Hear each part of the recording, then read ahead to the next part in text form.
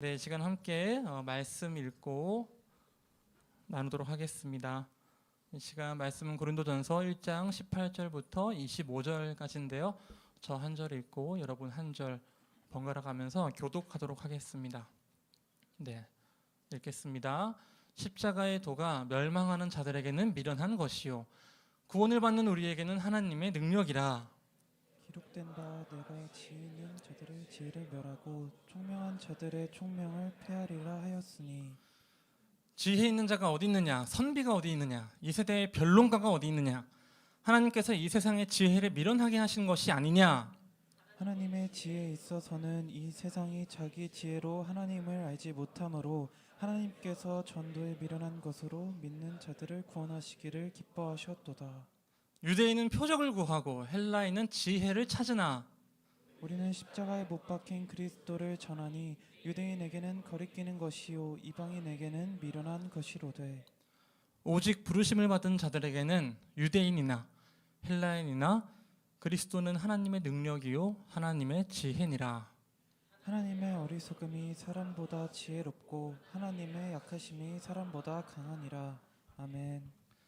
네, 시간에 십자가는 구호에서 끝나지 않는다 라는 제목으로 함께 말씀 나누길 원합니다. 그리스도교 신앙에서 십자가는 너무나 중요한 핵심입니다. 오늘 본문 18절에서 말하듯이 우리 그리스도인들은, 그러니까 교회를 다니는 사람들은 이 십자가, 그러니까 십자가의 진리, 십자가의 도가 하나님의 능력이라는 것을 알고 말합니다. 그리고 23절에서 말하듯이 십자가에 못 박힌 그리스도를 전하려고 노력을 합니다. 근데 이제 너무 중요해서 중요한 나머지 교회 건물 꼭대기에 종탑을 달고 십자가를 꽂아 넣기도 하죠. 그러니까 서울 시내에서 야경을 보신 분이라면은 뭐 남산타워 어디든지 높은 아파트 다 좋아요. 그 높은 곳에서 내려다보면은 거의 공동묘지 수준으로 십자가가 많이 꽂혀 있어요. 십자가 정말 많아요. 중요해서 강조하고 또 강조하는 거죠. 그런데 문제는 너무 강조하다 보니까 자꾸 말하게 돼서 도리어 진부한 구호가 되기도 해요. 혹시 그런 경험이 있으셨나요? 그러니까 사랑하는 사람에게 있으셨죠? 없어도 괜찮아요. 제가 이제 그런 생각을 해봤는데 사랑한다, 사랑한다, 사랑하는 마음을 자꾸 얘기하다 보니까 사랑한다는 말을 너무 많이 해서 내가 사랑한다는 말을 많이 한 이 빈도 때문에 내 마음이 잘 전달되지 않는 거 아닌가? 너무 이 빈도가 커져서 이제는 이 사랑한다라는 말이 한 번도 하지 않다가 사랑한다는 말을 처음 꺼냈을 때와 사랑한다라는 말을 1000번 했을 때 그 1001번째 사랑한다라는 말이 주는 의미가 달라질 거잖아요. 그러니까 정말 마음은 그런데 자꾸 이야기하다 보니까 좀 진부해지고 되게 하찮아지기도 하는, 되게 가치가 조금 절하되는 그런 느낌도 든다는 거죠. 그러니까 십자가는 중요하고 그래서 많은 사람들이 십자가를 외치고 교회 종탑에 걸고 이제는 목에 걸기도 하고 또 집에 놔두기도 하죠. 그러니까 이런 뭔가 이런 행동들이 문제다라기보다는 그렇게 하지 말아라 이게 아니라 그렇게 될 수밖에 없다는 거예요. 자꾸 얘기하다 보니까 십자가 예수 얘기하면 너무 이야기를 많이 해서 그러니까 예수 알겠는데, 그러니까 십자가 알겠는데 이렇게 되는 거죠. 너무 많이 말해서 그 말이 힘을 잃을까 봐 괜히 혼자 우려하고 두려워했던 적이 있어요. 실제로는 제 안에 그 십자가가 진부해지는 시간이 생기는 거죠. 그러다 보니까 이 교회에서는 교회의 수많은 이 선배들과 그리고 사역자들과 여러 가지 프로그램 안에서 이 십자가를 새롭게 전달하기 위해서 십자가가 갖고 있는 의미를 주기 위해서 여러 가지 방법을 쓰는 거예요. 10대 때는 그 당시에 그 패션 오브 크라이스트라는 그 영화가 혹시 나는 짤막하게라도 봤다 한번 손. 짤막하게라도 지나가면서 내려주실래요? 감사합니다.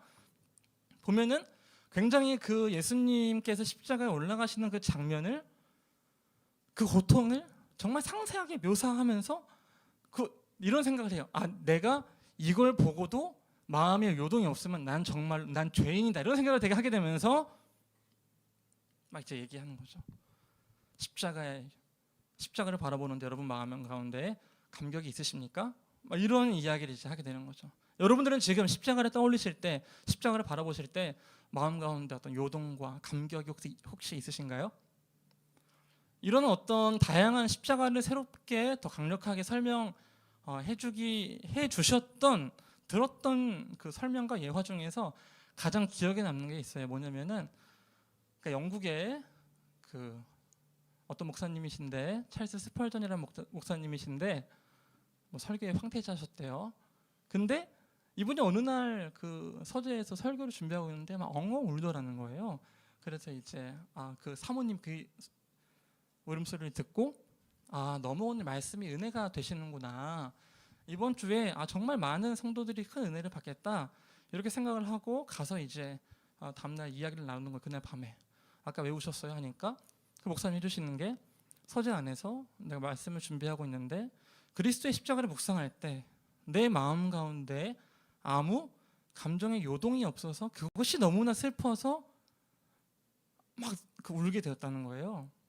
그 얘기를 듣고 저도 어느 날 혼자 저는 이제 신학생으로서 과제를 하는데 이 십자가에 대해서 내가 이제 묵상하고 글을 쓰는데 마음 가운데 어떠한 그 감정이 느껴지지 않자 갑자기 그때 그 예화가 떠오르면서 갑자기 내 마음 가운데 괴로움이 그래 이거다 오늘이다 바로 이제 교회로 달려가서 제가 막 그 엉엉 이제 울려고 가슴을 치면서 주님 제가 이렇게 이제 아무것도 느껴지지 않는 저는 이제 죄인 저는 쓰레기입니다 저는 분리수거도 안 됩니다 그러면서 막 이제 저를 막 이렇게 막 무릎을 치기 시작했어요.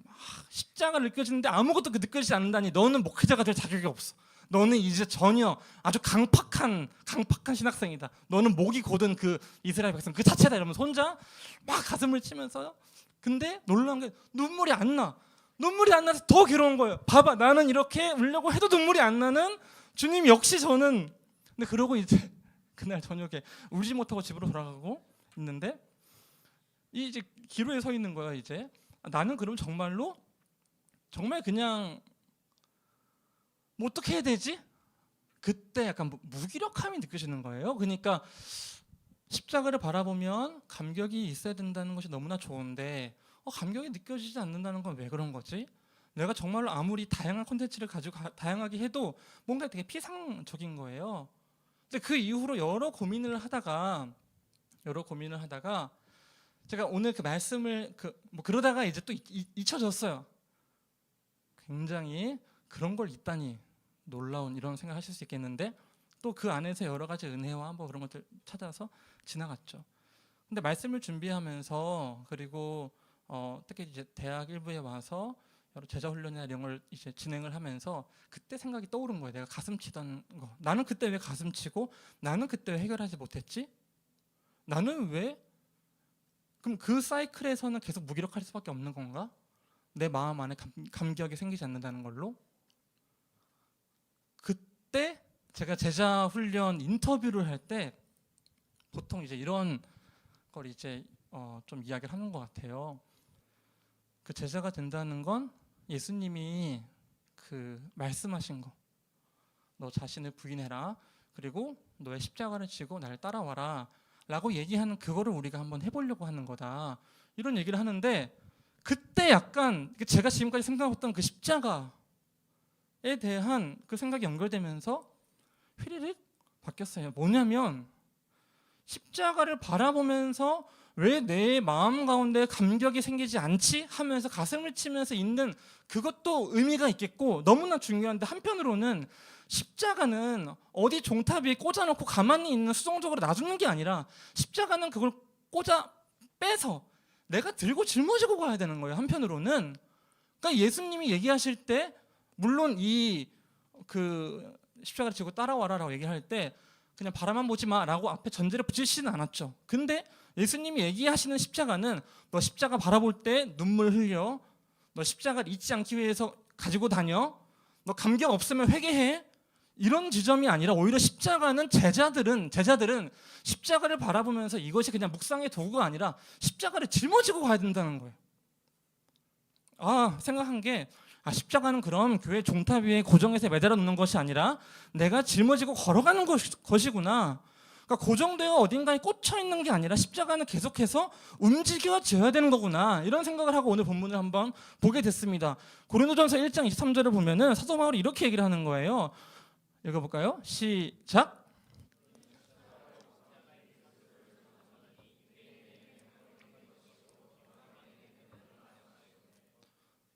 그러니까 사도 바울은 십자가에 못 박힌 그리스도를 전하고 앞에서 얘기한 그 십자가의 도를 전하며 살아가는데 그 삶이 자기 십자가를 지고 걸어가는 제자의 삶과 같은 거죠. 그러면은 오늘 우리가 나눌 이야기는 바로 이거예요. 십자가를 짊어지고 전하는 삶이란 무엇일까? 십자가를 짊어지고 전하는 삶이란 무엇일까? 첫 번째로 이 십자가를 짊어지고 전하는 삶은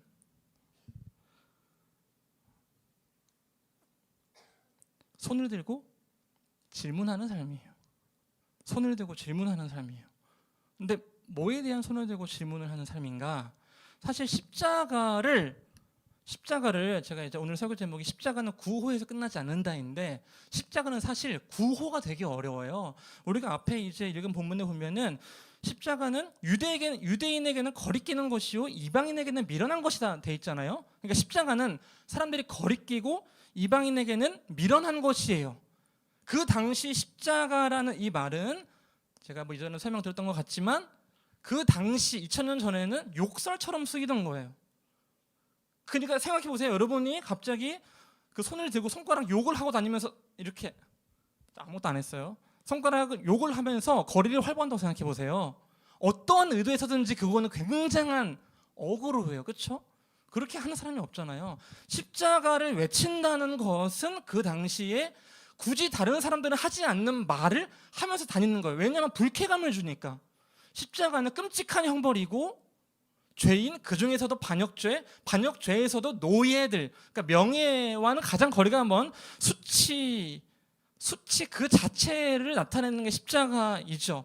그리고 심지어 유대인이든 그리스인이든 이 십자가를 바라볼 때 혁명에 실패한 그 수괴, 혹은 구약 성경에서 이야기한 것처럼 그 나무에 매달리는 자마다 저주받은, 그러니까 유대인의 입장에서는 그 지금까지 기다려온 메시아가 아니라는 것을 확실하게 알게 해준 게 십자가 사건이고, 그리스인이라고 하면은 저거 완전히 그냥 실패한 사람이구나, 이걸 보여주는 게 십자가인 거죠. 근데 그 십자가를 구호로 외치고 전하는 삶인 거예요.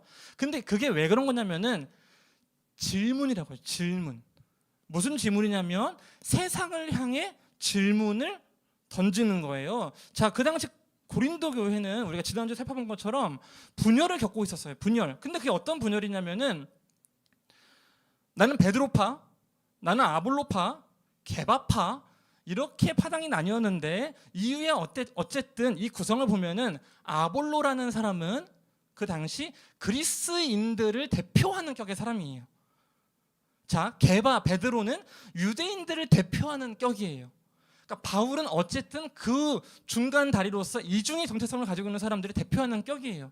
그럼 그 사람들이 파당을 가지고 막 이렇게 분열을 하면서 싸우고 있었잖아요. 그렇죠? 자, 이런 배경 안에서 지금 바울은 질문을 던져요. 질문 한번 봅시다. 고린도전서 1장 20절이에요. 어떤 질문이냐면 지혜 있는 자가 어디 있느냐? 선비가 어디 있느냐? 이 세대의 변론가가 어디 있느냐? 여기서 말하는, 잠시 띄워주시면, 지혜 있는 자, 이거는 그 당시 그러니까 그리스 지방의 그리스 철학이 융성할 때 그 철학적인 논증을 해가는 철학자들의 이야기이고, 여기서 말하는 선비, 이 선비는 진짜 우리 서당에서 그리는 선비가 아니잖아요. 유대인의 서기관을 의미해요. 서기관. 그러니까 이 선비의 원어로 보면은 서기관이야. 유대인. 이 세대의 변론가는 뭐냐면 로마인인데 로마인 안에서 변론하는 사람들, 법정에서 공방을 벌이면서 치열하게 싸워서 무언가를 빼앗아 올 수 있는 권력을 가진 사람이에요. 그럼 지금 얘기한 거, 자, 너희가 그렇게 되고 싶어하는, 선망하는 그리스의 철학자, 유대인의 서기관, 그리고 로마의 그 변증하는 사람들, 변론하는 사람들, 재판하는 사람들, 그 사람들 다 지혜 있는 게 아니라는 거예요. 그럼 아까 고린도 이 상황과 이게 어떻게 연결돼요? 자, 너희는 그러면 제가 정리해 볼게요. 너희는 지금 이 로마에서 살던 방식, 아니면 유대인으로서 살던 방식, 그리고 그리스인으로서 살던 방식을 교회 안에서 그대로 너희가 지금 살려고 하고 있어. 근데 너희가 생각하는 그 사람들이, 지혜 있다고 생각하는 그 지혜 있는 사람들이 절대 지혜가 아니야, 이러면서 이 말을 덧붙여요. 1장 21절. 하나님의 지혜에 있어서는 이 세상이 자기 지혜로 하나님을 알지 못함으로, 그러니까 이 세상이 자기 지혜로 하나님을 알지 못함으로, 이거를 좀 더 말씀드려 볼게요. 이 세상이 자기 지혜로 하나님을 안다는 건 무엇일까요? 아까 이야기한 그 세 개의 그룹을 생각해 보세요. 그리스인들은 그 철학적인 지혜를 얻어가는 것으로 자신의 삶의 문제와 이 세계의 문제와 어려움과 고통들을 풀어갈 수 있다는, 그러니까 이게 구원의 길인 거예요. 그럼 유대인으로서는 이 서기관이 되는 길, 서기관이 주장하는 것, 그게 유대인들의 논리 안에서 이렇게 하면 성공하는 삶, 하나님 아는 삶, 구원을 얻는 삶인 거예요. 또 반대로 가보면 로마인으로서는 로마인이 추구하는 마땅한 그 가치와 평균의 질서가 있을 거 아니에요. 이렇게 하면 된다는. 그러니까 너희들이 이야기하는 그 각자의 삶 안에서 그렇게 살아가면 되겠지, 그렇게 살아가면 하나님을 알겠지, 그러니까 이렇게 살아가면 구원받을 수 있겠지, 이렇게 살아가면은 안정감을 얻을 수 있겠지라고 하는 그 것들이 지혜로운 게 아니다. 너희의 지혜로는 그 하나님을 아는 거, 그 영원한 안정감과 안식을 누리는 거 할 수가 없다는 거예요. 그래서 바울은 이 시대를 향해서 이렇게 얘기를 하는 거예요. 1장 19절. 기록된 바 1장 19절 짠. 기록된 바 내가, 여기 지혜 있는 자들 시작, 같이 읽어봅시다. 시작.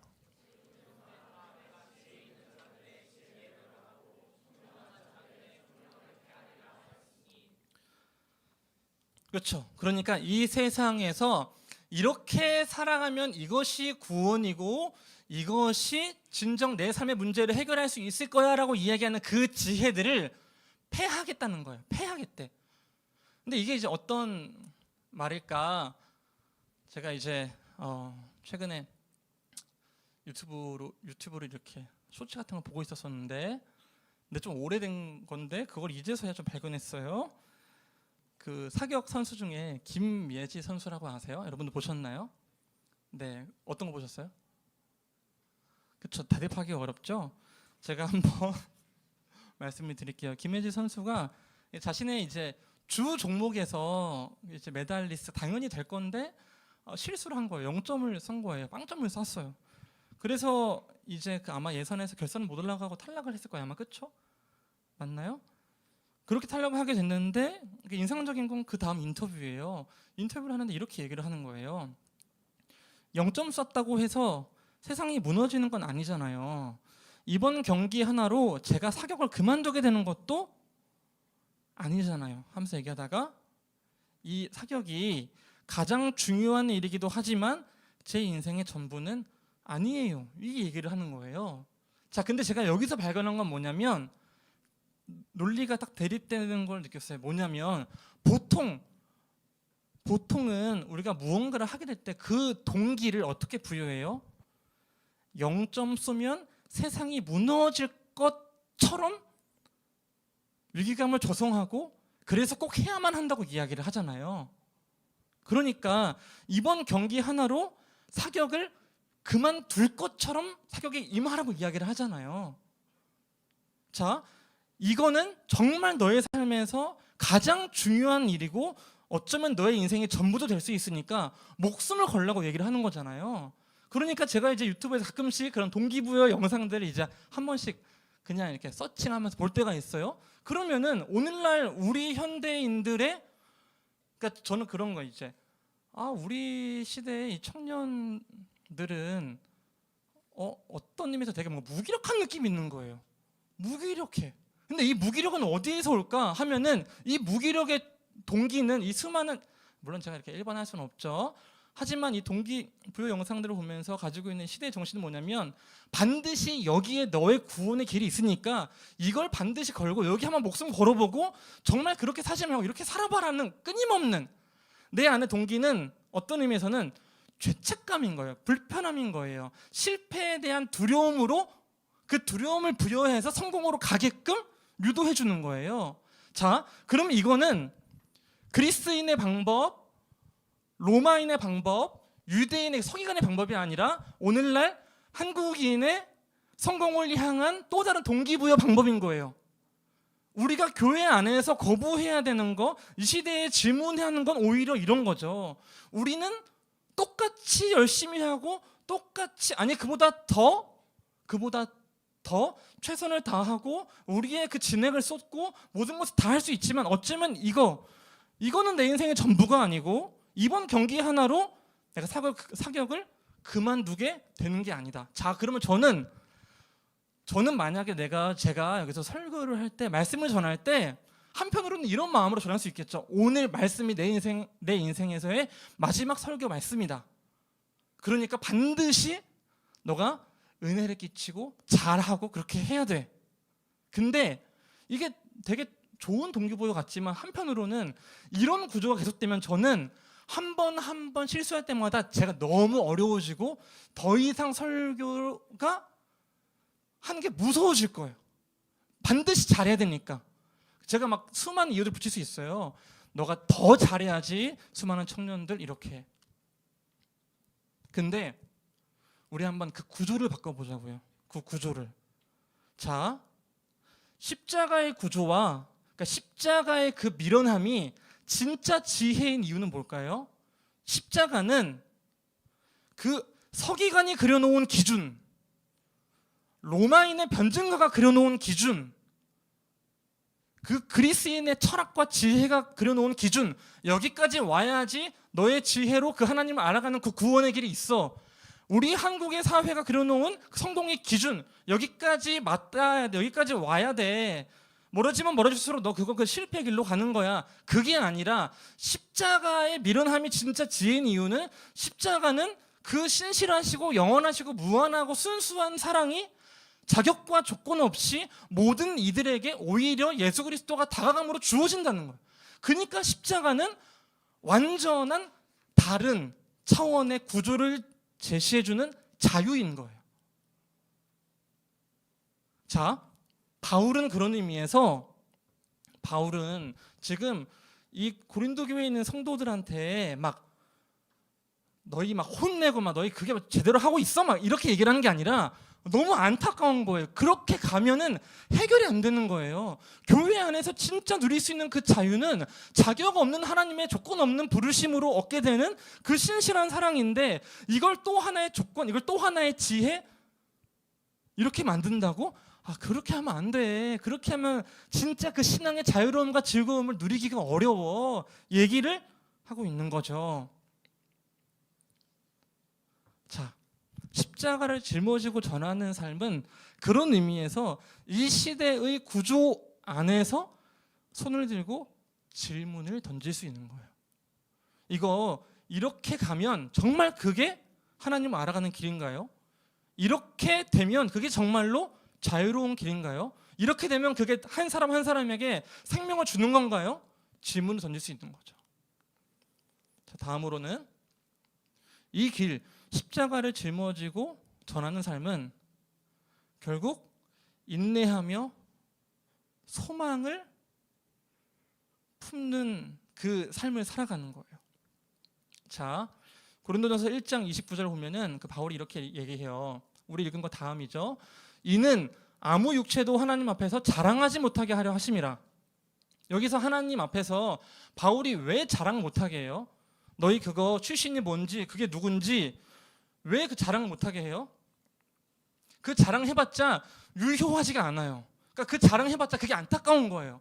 그 길로 가고 있는 게 그 길로 가서 그걸로 나 하나님을 알 수 있어요. 이 길로 가면 나 자유해지고 있어요. 나 이렇게 많이 쌓아서라고 얘기하는 게 바울은 그게 안타까운 거예요. 그거 자랑해서 될 게 아닌데 그러니까 그게 무효하고 그거 다 쓰레기고 이게 아니라 그렇게 된다고 해서 그 삶이 행복하고 그 삶이 진짜 하나님 안에서 참 자유를 누릴 수 있는가?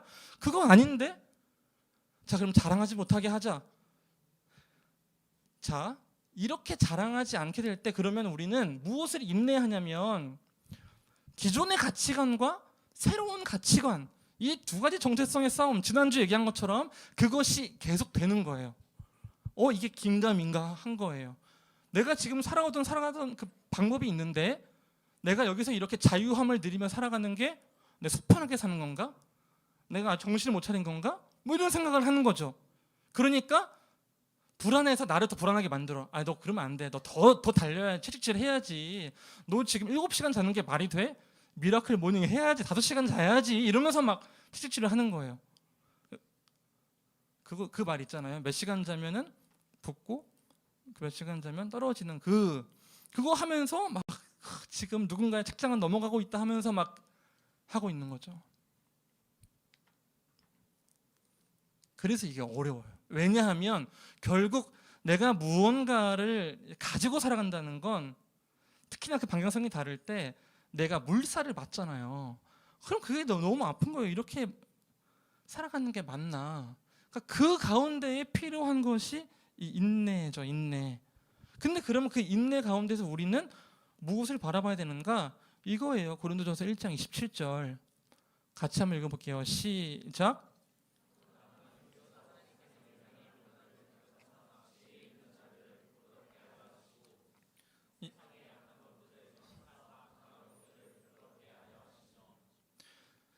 네, 그러니까 세상에 미련한 것들을 택하사 지혜 있는 자들을 부끄럽게 하려 하시고 세상에 약한 것들을 택하사 강한 것들을 부끄럽게 하려 하시며 그러니까 하나님이 굳이 왜 이거를 막 부끄럽게 만들고 해요? 다 복수하려고 막 세상 갈아엎으려고? 그게 아니라 진짜 그 진리가 여기에 있음을 드러내 보이기 위함이죠. 그러니까 여기서 역전극을 되게 보여주고 싶어 하시는 거죠. 자, 그러니까 우리가 품고 살아가는 거는 자, 내가 이렇게 하니까 넌 반드시 이긴다. 이런 차원의 그런 그 복수에 불타는 인내와 소망이 아니라 이것을 지키고 살아갈 때 진정한 자유를 꿈꾸며 그 자유를 전하는 것에 대한 그 소망이 있는 거고 그 소망은 결국에는 이것이 돼요. 우리 인용 구조 하나 넘어서 고린도전서 1장 31절 기록된 바 자랑하는 자는 주 안에서 자랑하라 함과 같게 하려 함이라. 이 사도 바울이 우리에게 교정해주고 싶은 이 마지막 이 교정은 이거예요. 우리가 자랑할 때는 우리의 육체 안에서 자랑한다고 해서 그 자랑이 유효기간이 너무나 짧은 자랑인 거예요. 그러니까 그 자랑은 끊임없이 목마른 자랑인 거예요. 그러니까 여기서는 그렇게 해서 자랑하는 거는 금방 꺼져. 정말 진정한 자랑, 진정한 자유, 진정한 승리의 외침은 바로 이 고린도전서 1장 31절에서 얘기하는 것처럼 주 안에서 자랑하는 것. 그게 진짜 참 자랑이고 그리스도인이 그리스도인됨을 누릴 수 있는 길이야. 너희가 이걸 알았으면 좋겠어 라고 이야기를 하는 거죠. 자, 말씀을 맺겠습니다. 자, 십자가를 이제 그 짊어지고 걸어가는 거.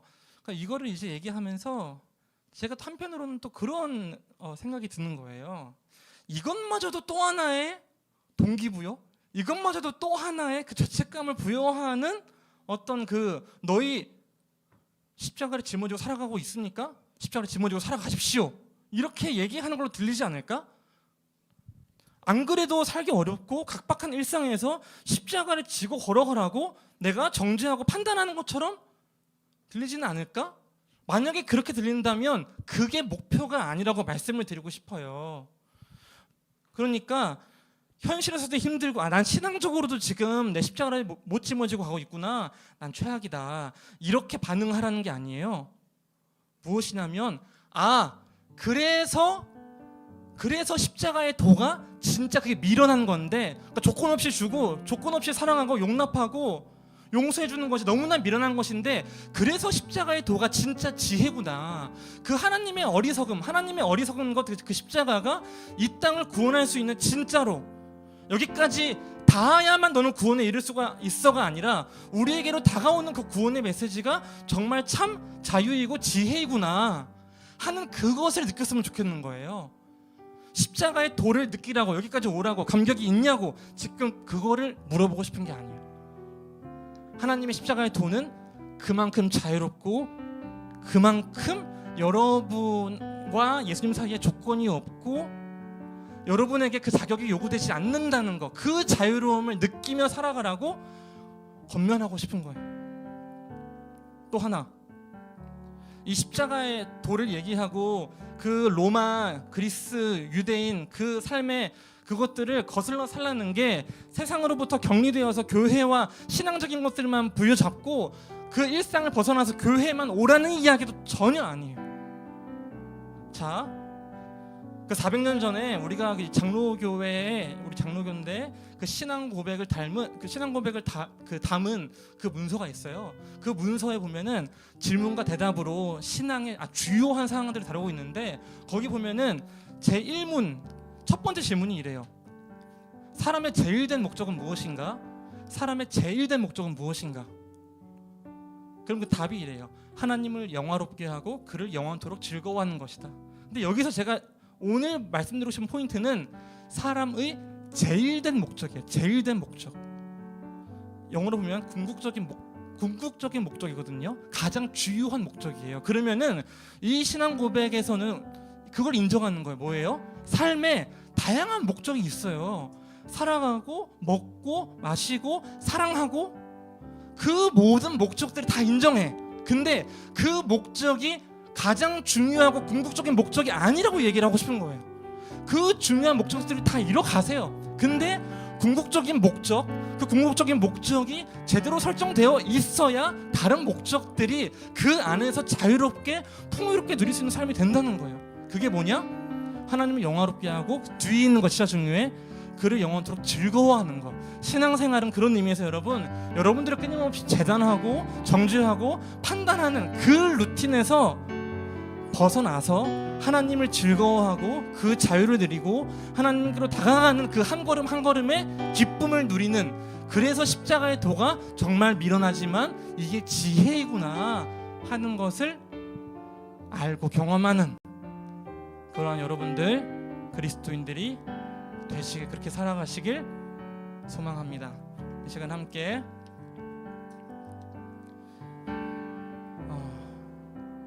내 마음을 엽니다, 영접송이라는 찬양을 함께 고백하고 기도하도록 하겠습니다. 사랑의 예수님, 예수님 나를 찾아 십자가로 대속하사 내 마음 두드려 오 사랑의 예수님, 사랑의 예수님 지금 내 마음을 엽니다. 내 안에 하셔서 다시 한번 고백합시다. 사랑의 예수님, 사랑해.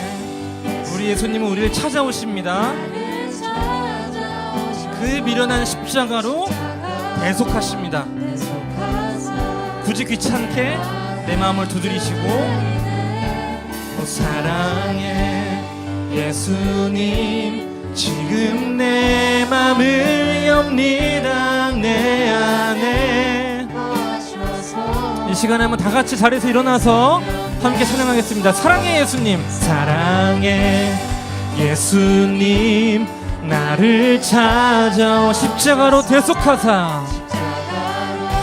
대속하사 내 마음 두드리네. 오 사랑해 예수님, 지금 내 마음을 엽니다. 내 안에 거하셔서 나의 마지막으로 사랑해 예수님, 사랑해 예수님, 나를 찾아오셔서 십자가로 대속하사 내 마음 두드리네. 오 사랑해 예수님, 지금 내 마음을 엽니다. 내 안에 거하셔서 나의 생명 되소서.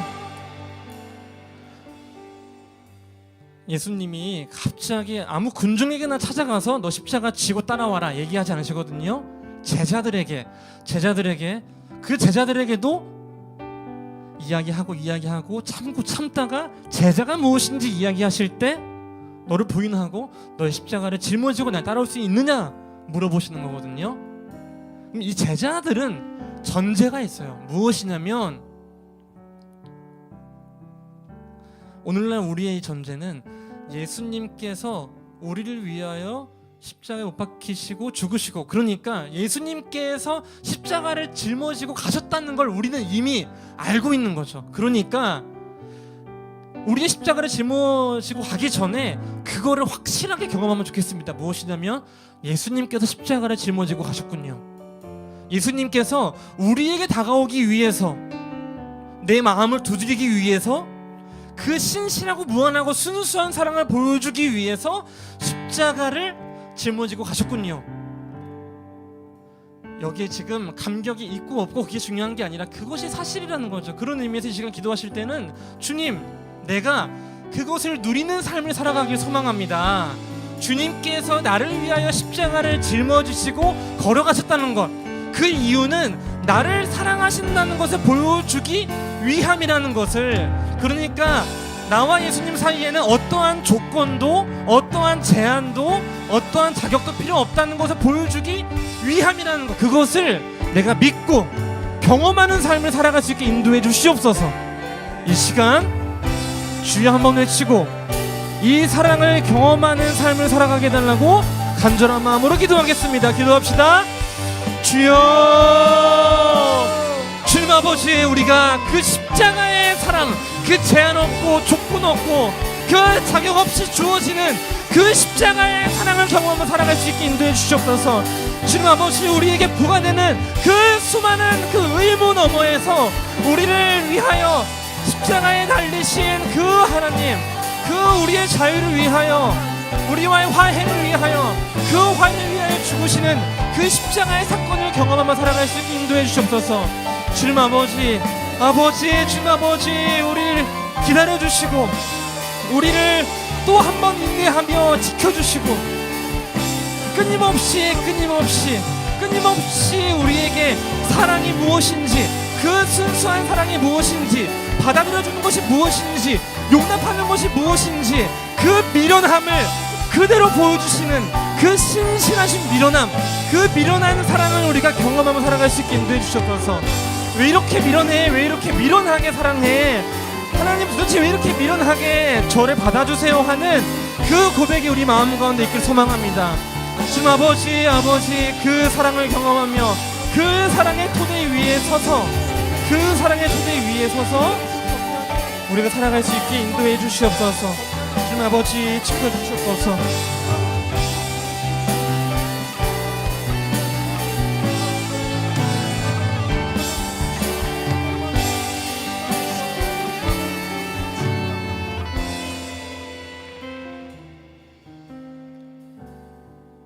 이 시간 기도하실 때는 한번 이렇게 기도해봤으면 좋겠습니다. 우리도 이렇게 되면 너무 좋죠. 0점 썼다고 해서 세상이 무너진 건 아니잖아요 하면서 심지어 다른 올림픽 메달 하나 갖고 있잖아요. 이번 경기 하나로 제가 사격을 그만두게 되는 것도 아니고, 이렇게 자신 있게, 물론 자신 있게 얘기하신 건 아니겠죠. 그 안에서 어려움과 고민이 많으셨겠죠. 하지만 이 생각이 들기 전에 0점 쏴서 세상이 무너지는 것 같아요. 이번 경기 하나로 사격을 그냥 그만두고 싶게 됐어요.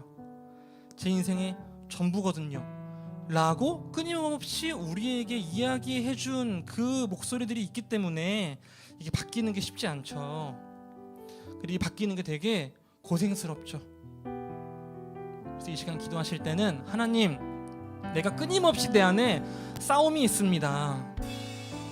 정체성이 변화된다고 이야기하지만 그 이전의 정체성으로 인해서 새로운 정체성을 내가 따라가려고 할 때 내 안에 끊임없는 내적 갈등, 끊임없는 싸움, 끊임없는 그 고단함이 있을 때 성령님, 내 안에서 힘을 주셔서 인내할 수 있는 용기를 주셔서 새로운 힘을 계속 부어주셔서 내가 진정 그 예수님께서 말씀하신 그 자유로운 삶, 그 사랑이 가득 넘치는 굳건한 삶, 자신감 넘치고 확신 가운데 한 걸음 한 걸음 걸어가는 삶을 끝내는 살아갈 수 있도록 인도해 주시옵소서. 이 싸움의 여정 가운데, 연습 가운데, 이 공사 가운데 함께 해 주옵소서. 함께 기도하도록 하겠습니다. 기도합시다. 주님 아버지, 이 싸움 가운데 끊임없이 고민하게 됩니다. 아버지, 그 잘해야 한다는 압박 가운데, 실패하면 안 된다는 그 확실한 가운데 우리는 끊임없이 상처받으며 더욱더 도전하기 어려워지고 더욱더 도전하는 데 힘이 필요하고 끊임없이 계속 좌절하게 되는 그 좌절의 두려움 때문에 도전을 애초에 생각할 수가 없게 됩니다. 주님, 아버지, 우리 가운데 진정 그 사랑의 확신과 그 확실한 자녀됨의 건설을 부어주셔서 새로운 정체성으로 향하는 가운데 있는 수많은 내적 갈등과 그 싸움과 그 고단함을 이겨낼 수 있는 용기를 허락해 주옵소서. 주님 아버지, 성령님께서 우리 가운데 내주하고 계시오니 내주하시는 성령께서 그 성령께서 인도해 주셔서 힘을 부어 주셔서 우리가 이 그리스도인의 싸움을, 이 그리스도인의 경주를 잘 맞춰갈 수 있게 해주옵소서. 성령님과 함께함으로 우리 마음 가운데 더욱더 큰 평안과 즐거움과 기쁨과 그것이 있을 수 있게 인도해 주시옵소서. 주님 아버지, 아버지 지켜주시옵소서. 아버지 함께 해주시옵소서. 주님 지켜주시고 언제나 이끌어 주시옵소서. 함께 해주옵소서. 주님 인도하심 가운데 이 과정을 능히 해낼 수 있는 그 힘과 용기를 부어주실 줄 믿습니다. 끊임없는 갈등 가운데 성령님의 목소리에 귀 기울여 한 걸음씩 한 걸음씩 걸어갈 수 있도록 인도해 주시옵소서. 주님 아버지 이끌어주시고 인도해 주옵소서. 아버지,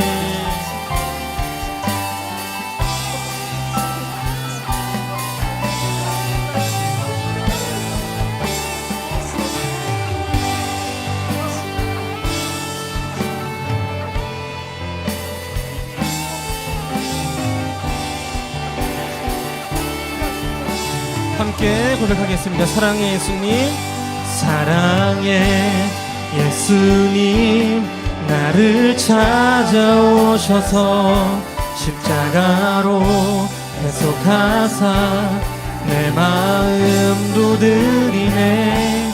오 사랑의 예수님, 지금 내 맘을 엽니다. 내 안에 이어서 함께 찬양하겠습니다. 이곳에 주의 나라와, 이곳에 주의 나라와 주의 뜻만이 영원히 이루어지리. 주가 일하시는 우리의 삶 가운데 주님께 우리는 찬양과 그의 영광을 영원히 노래하리. 포기치 않으시는 당신의 그 다시 한번 이곳에 주의 나라와, 이곳에 주의 나라와 주의 뜻만이 영원히 이루어지리.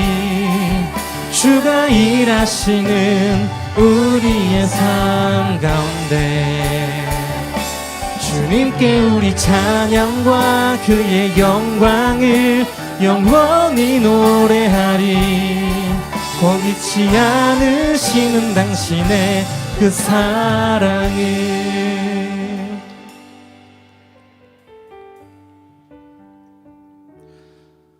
이곳에 주의 나라와 주의 뜻만이 영원히 이루어지리 하면서 외치는 삶은 만나는 사람마다 다 갑자기 십자가 믿으세요, 예수님 믿으세요, 물론 이렇게 얘기하는 것도 너무나 중요하겠죠. 근데 세상과의 정면 충돌은 어쩌면 더 큰 차원에서의 이 가치관과 가치관, 정체성과 정체성의 차이예요.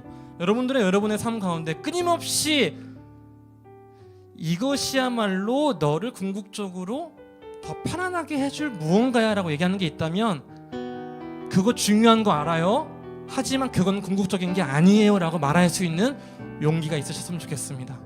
학업과 진로 너무나 중요해요. 여러분의 삶의 중요한 요소입니다. 누군가와 사랑을 하고 가정을 이루고 살아가는 거 너무나 중요하죠. 하지만 우리는 안정감이 있어요. 무엇의 안정감이냐면 십자가를 짊어진 사람의 안정감은 십자가의 무게 때문에 쉬이 흔들리지 않는 거예요. 이거 중요한 거 너무나 알아요. 필요하죠. 저 열심히 할 거예요. 최선을 다할 거예요. 하지만 이게 궁극적인 건 아니에요.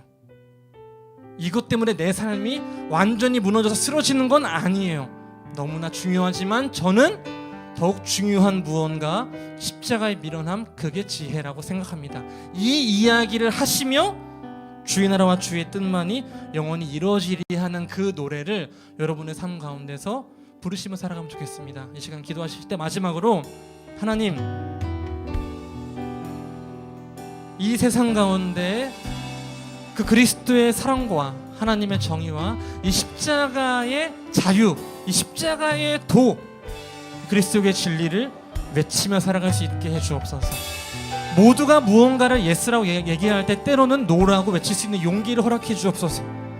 아직 정리되지 않아서 끊임없이 갈등하고 충돌하는 가운데 그 충돌을 견딜 수 있는 인내, 끝내는 소망을 허락해 주옵소서.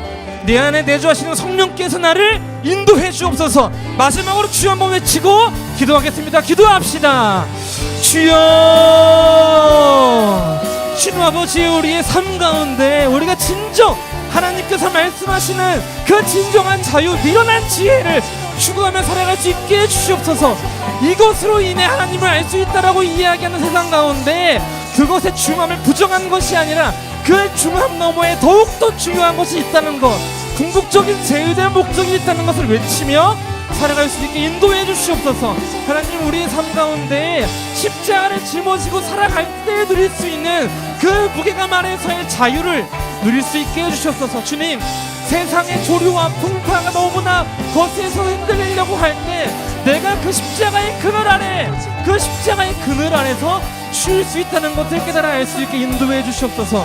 주님께서 우리의 삶을 인도해 주셔서 그 삶의 자리자리마다, 삶의 요소요소마다 흔들리지 않는 마음으로 굳건히 그 충돌과 갈등을 이겨내는 삶을 살아갈 수 있게 인도해 주옵소서. 우리의 삶 가운데 자랑할 수 있는 것, 그 자랑할 수 있는 것들 중에서 진정으로 자랑할 수 있는 것은 주 안에서의 예수 그리스도로 인한 자랑이 있다는 것을, 그 자랑만이 유효하다는 것을 알아가며 살 수 있도록 인도해 주시옵소서. 주님 지켜주시고 우리를 이끌어주시고 우리를 그 사랑 가운데 거하게 하실 줄 믿습니다. 주님, 언제나 우리가 그 십자가 안에서의 자유와 그 시원함과 그 무게감으로 인한 그 밸런스와 그 무게중심을 잡아가며 살아갈 수 있게 도와주시옵소서. 이끌어주시옵소서. 함께 해주시옵소서. 주님, 사도 바울은 이렇게 얘기합니다. 부르심을 받은 너희에게는 이 십자가가 진정 구원하는 그 지혜다. 하나님께서 우리를 불러주셔서 우리가 자격 없이, 조건 없이 그 순수하고 무한한 그리스도의 사랑을 누리며 살아갑니다. 주님, 이 사랑이 우리를 옥죄고 얽매는 사랑이 아니라 우리를 자유롭게 하고 예수 그리스도로 한 발자국 나아갈 때마다 느끼는 그 풍성한 삶, 그 풍성한 삶을 누리며 살아갈 수 있는 놀라운 체계 구조라는 것을 알아가고, 이 놀라운 기독교 신앙의 이 진리를 내 안에 체화시키는 삶을 살아갈 수 있게 인도해 주옵소서. 주님, 세상 가운데 수많은 가치관들, 그 세상의 풍파와 조류 가운데 휩쓸려 살아가는 저희입니다. 그 십자가 안에서 우리가 쉴 수 있으므로 깨달아 질문할 수 있게 해주옵소서. 세상에 질문하고 나에게 질문하고 다시금 깨어나서 진리와 자유와 사랑을, 그리고 그 가운데서 인내하며 소망을 꿈꾸는 삶을 살아갈 수 있게 인도해 주옵소서. 주님, 각자의 삶에서 고민하는 것도 너무나 많습니다. 당장 내 눈앞에 걱정거리도 너무나 많습니다. 주님, 하늘의 새를 먹이시고 이 들풀도 키우시는 주님, 우리의 삶 가운데 우리가 필요한, 우리에게 마땅히 있어야 할 그 수많은 것들 채워주옵소서. 말하지 못하는 것들, 말할 수 없는 것들조차도 주님 채워주옵소서. 자신의 아들에게 아무리 돌을 달라고 해도 떡을 주시는 분이 하나님이시니까 주님, 우리가 무엇을 구하든 우리에게 떡을 주셔서 우리가 매일을 살아갈 수 있는 힘을 받고 그 힘으로 인하여 즐겁게 살아갈 수 있는 하나님의 자녀가 될 수 있게 인도해 주옵소서. 모든 것 주님께 의탁합니다. 살아계신 예수 그리스도 이름으로 간절히 기도합니다. 우리 예수님께서 알려주신 기도를 함께 고백하도록 하겠습니다. 하늘에 계신 우리 아버지여, 이름이 거룩히 여김을 받으시오며 나라 임하옵시며 뜻이 하늘에서 이룬 것 같이 땅에서도 이루어지이다. 오늘날 우리에게 일용할 양식을 주옵시고 우리가 우리에게 죄 지은 자를 사하여 준 것 같이 우리 죄를 사하여 주옵시고 우리를 시험에 들게 하지 마옵시고 다만 악에서 구하옵소서. 대개 나라와 권세와 영광이 아버지께 영원히 있사옵나이다. 아멘.